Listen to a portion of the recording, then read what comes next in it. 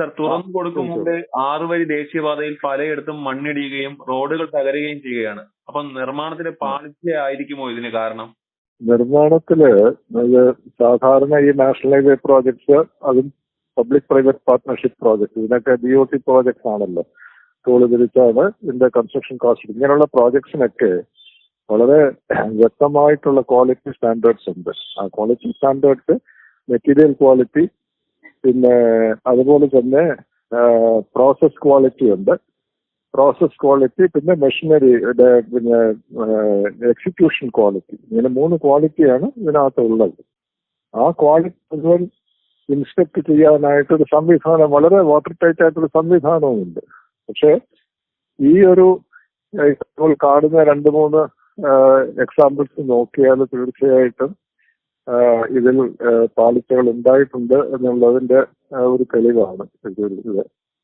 ഇപ്പം linear cracks ആണ് അവിടെ കണ്ടിരിക്കുന്നത്. ഇപ്പൊ മലപ്പുറത്ത് ഉണ്ടായ ഞാൻ കണ്ട ഒരു ഇത് ലീനിയർ ക്രാക്സ് ആണ് കാണുന്നത്. ലീനിയർ ക്രാക്സ് കോമ്പാക്ഷന്റെ ഇഷ്യൂ ആണ്. കോമ്പാക്ഷന്റെ ഇഷ്യൂ കൊണ്ടേ വരുള്ളൂ. അങ്ങനെ പല ഇഷ്യൂസും ഉണ്ട്.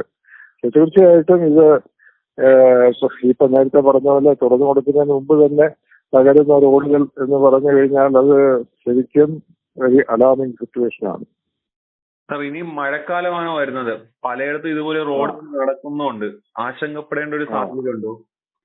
ആശങ്കപ്പെടേണ്ട സാഹചര്യം ഉണ്ട്. കാരണം ഇത് ഞാൻ വർക്ക് ചെയ്യുന്ന കമ്പനി, ILFS പറയുന്ന കമ്പനി 22 എക്സ്പ്രസ് വേസ് കൈകാര്യം ചെയ്യുന്നതാണ്. ഞങ്ങൾ ഇതുപോലെ എക്സിക്യൂട്ട് ചെയ്ത് കൺസ്ട്രക്ട് ചെയ്ത് 15 വർഷത്തെ BOT കരാറിൽ നമ്മളത് കൈമാറിയിട്ടുള്ളതാണ് സർക്കാരിന്. അപ്പം പിന്നെ ഇത് കാണുമ്പോഴത്തേക്ക് തീർച്ചയായിട്ടും ഇത് ബാക്കി എല്ലായിടത്തും NHA എന്ന് പറഞ്ഞു കഴിഞ്ഞാൽ വളരെ എനിക്ക് അറിയാവുന്നിടത്തോളം വളരെ ശക്തമായിട്ടൊരു പിന്നെ ഓർഗനൈസേഷനാണ്, വളരെ റിലയബിൾ ഓർഗനൈസേഷനാണ്. അവിടെ വേറെ പിന്നെ കളിപ്പീരൊന്നും നടക്കില്ല. പക്ഷെ സംഭവം കേരളത്തിൽ മാത്രം എനിക്ക് തോന്നുന്നു അത് രാഷ്ട്രീയമായിട്ട് ഒരുപാട് ഇൻഫ്ലുവൻസ് വരുന്നോണ്ടാണെന്ന് തോന്നുന്നു. അവര് രാഷ്ട്രീയമായിട്ട് ഒരുപാട് പിന്നെ പ്രഷറൈസ് ചെയ്യുന്നോണ്ടാണെന്ന് തോന്നുന്നു. ഇവിടെ പലതിലും ഈ ക്വാളിറ്റിയിൽ ഡൈല്യൂഷൻ കാണുന്നുണ്ട്. അത് ഞാൻ തിരുവനന്തപുരം റോഡ് പ്രോജക്ട് ചെയ്യുമ്പോൾ ഇതിനെയും അങ്ങനെ പലയിടത്തും സ്വാധീനിക്കാൻ ശ്രമിച്ചിട്ടുണ്ട്. പക്ഷെ ഞാൻ വഴങ്ങി കൊടുത്തിട്ടില്ല. അതുകൊണ്ട് പിന്നെ ഈ പാളിച്ചകളൊന്നും ക്വാളിറ്റിയിൽ വന്നിട്ടില്ല. ഇത് ക്വാളിറ്റിയിൽ വരുന്നെങ്കിൽ അതിനുള്ള പഴുതുകൾ ഉണ്ടെന്നുള്ള വ്യക്തമാണ്. അത് കേരളത്തിൽ കൂടുതൽ കാണുന്നുണ്ട്. അപ്പൊ അത് നമ്മൾ ഈ പുതിയ റോഡ്സ് എവിടെയൊക്കെ ഉണ്ടോ അതൊക്കെ ഈ പറയുന്നത് ഒരു 2 മഴക്കാലം കഴിഞ്ഞ് ഇനിയിപ്പോ നമുക്ക് സമാധാനമായിട്ട് അതിന്റെ മുകളിൽ കൂടെ വണ്ടി ഓടിക്കാൻ പറ്റും. ചിലപ്പോ ഇപ്പൊ പൊളിഞ്ഞ റോഡുകൾ മുഴുവൻ ഇനി പൊളിച്ചു പണിയേണ്ടി വരുമോ? അതോ ഇടിഞ്ഞ ഭാഗത്ത് മാത്രം അറ്റകുറ്റപ്പണി മതിയാകുമോ? ഇല്ല, ഇത് നേച്ചർ ഓഫ് ഫോൾട്ട് വെച്ചിട്ടാണ് നമ്മളിത് പിന്നെ മുഴുവൻ വേണോ അല്ല പകുതി വേണോ നോക്കണ്ടേ. ഇപ്പോ ഈ തകർന്നു വീണ ഈ റോഡിന്റെ സ്ഥിതി നോക്കിക്കഴിഞ്ഞാൽ ഇത് ലീനിയർ ക്രാക്സ് ആണ് വന്നിരിക്കുന്നത്. കോമ്പാക്ഷൻ വാസ് നോട്ട് പ്രാഥമികമായിട്ട് ഞാൻ സ്ഥലത്ത് പോയി ഇൻവെസ്റ്റിഗേറ്റ് ചെയ്തിട്ടില്ല.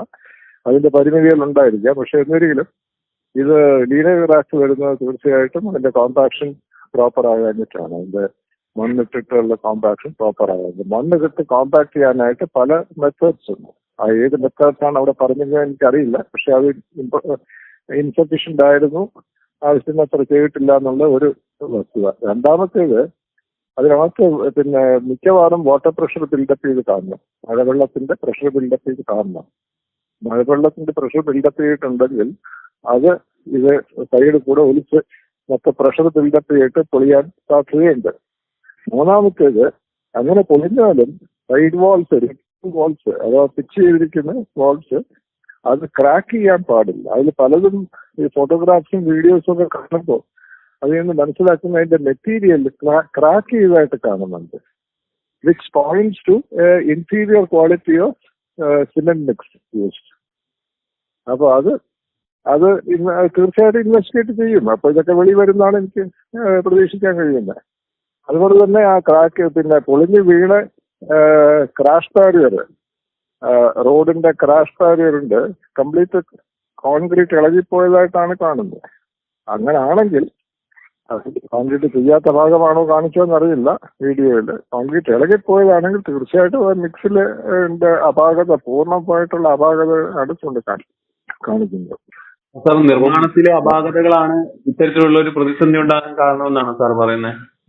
തീർച്ചയായിട്ടും എന്തായാലും ഇതില് ഈ നിർമ്മാണത്തിന് ഞാനൊരു കൺസെഷനെയറായിട്ട് ഈ BOT പ്രസ്ഥാനങ്ങളുടെ കോൺട്രാക്ടർ എന്ന് പറയുന്നത് കൺസെഷനെയർ എന്നാണെന്ന് ആണ് പറയുന്നത്. ഈ കൺസെഷനെയറുടെ ചുമതലയാണ് കൺസെഷണർ ഏറ്റെടുക്കുന്ന വർക്കിന്റെ പര്യാപ്തത ഉറപ്പുവരുത്തുക.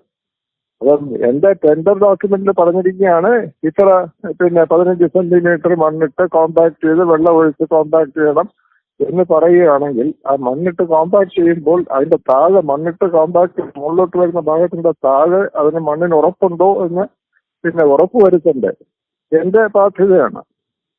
അല്ലാതെ ഇതെല്ലാം ചെയ്ത് കഴിഞ്ഞാൽ അത് അടിയിൽ ഉറപ്പില്ലായിരുന്നു എന്ന് പറയുകയല്ല വേണ്ടത്. അതാണ് ഈ BOT പ്രോജക്ട്സിന്റെ പ്രത്യേകത.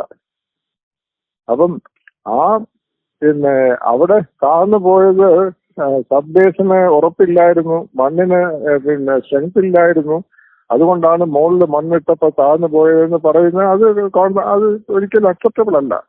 അതിന് ഉറപ്പുണ്ടായിരുന്നു എന്ന് ഉറപ്പ് വരുത്തേണ്ടത് കൺസെഷണറുടെ ചുമതലയാണ്. അപ്പം ഒന്നുകൊണ്ടും അങ്ങനെ രക്ഷപ്പെടാൻ പറ്റില്ല. അവിടെ തീർച്ചയായിട്ടും ഒരു ക്വാളിറ്റിയുടെ ഇഷ്യൂ തന്നെയാണ്, യാതൊരു സംശയവുമില്ല. ഒരു നാച്ചുറൽ കലാമിറ്റി ആയിട്ടോ മഴയുടെ എക്സസ് കൊണ്ടോ ഒക്കെ വന്ന ഒരു ഇഷ്യൂ ആണെന്ന് പറഞ്ഞ് രക്ഷപ്പെടാൻ പറ്റില്ല.